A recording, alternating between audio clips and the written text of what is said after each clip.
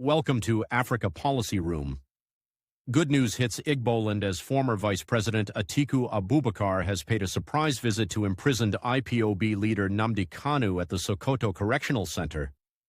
The Waziri of Adamawa, who expressed deep concern over the continued detention, has sent a powerful and unexpected message to the Southeast, speaking directly on Kanu's release.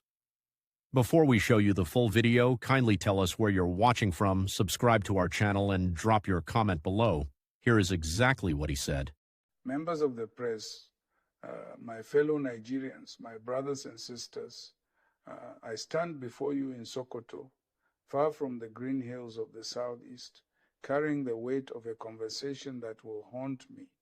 The sun beats down mercilessly here, but it is nothing compared to the fire of anguish burning in millions of hearts, especially yours, my Igbo brothers and sisters. I have just left the presence of Mazi Nnamdi Kanu. I sat with him behind those cold prison walls, not as a politician seeking headlines, but as a Nigerian father who fears for his children's country. I went to look into the eyes of a man whose fate has become inseparable from the fate of an entire people. What I saw shook me to my core. This man has been languishing here for months, serving a life sentence, but the wound remains fresh. The pain has not dulled. The sense of injustice has not faded. If anything, time has deepened the anguish. Every day he remains behind bars feels like a fresh verdict delivered against the Igbo nation. I know what you are feeling. I can sense the accumulated weight of months of frustration in Onitsha, in Aba, in Enugu, in Owerri, the sit-at-home orders strangling your economy, the young men growing more radicalized each week, the mothers crying themselves to sleep, wondering if their sons will come home alive. You feel betrayed. You feel that every day Nnamdi remains in Sokoto is another day the Nigerian state reminds you that your lives, your voices, your pain simply do not matter. I know this, I understand this. Your pain is real, your anger is justified, and your sense of injustice is grounded in decades of marginalization that we must address. But I am also here to beg you, I am here to plead as I have never pleaded before. I'm asking you to do the hardest thing any human being can do when drowning in pain. Pause, breathe, think before you act. When I sat with Nnamdi, we discussed you, we discussed the Southeast, we discussed the future. His greatest fear is not his own suffering, not the years stretching before him.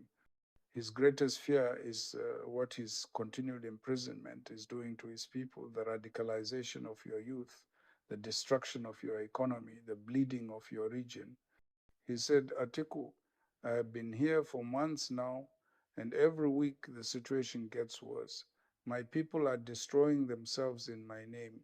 That is a prison worse than these walls. Those were his words, your son, your brother.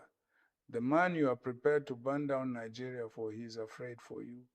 He is afraid that in your righteous anger, you will destroy the very homeland you are trying to protect. I know what you're thinking. Atiku is asking us to be calm while they keep our brother caged like an animal. Atiku is asking us to fold our hands while they continue to spit in our faces week after week, Monday after Monday. No. I am not asking you to accept injustice. I am asking you to be strategic. I am asking you to be smart. I am asking you to honor Nnamdi's sacrifice by ensuring it was not in vain. Listen carefully. If you continue down the path of violence, if you keep burning police stations, if you keep attacking government facilities, if you keep paralyzing your own economy with these endless sit-at-homes, who wins? Who has won in these past months? It is not the federal government that suffers. It is your own mothers who cannot go to market, your own children who cannot go to school, your own businesses that burn, your own brothers shot by security forces waiting for an excuse to unleash maximum force in the Southeast. There are people in this country, agents of chaos, who have been waiting for months for you to explode. They want this continued violence. Every attack gives them justification. Every Monday sit at home gives them ammunition to say See, the Igbos are militants. They want to destroy Nigeria.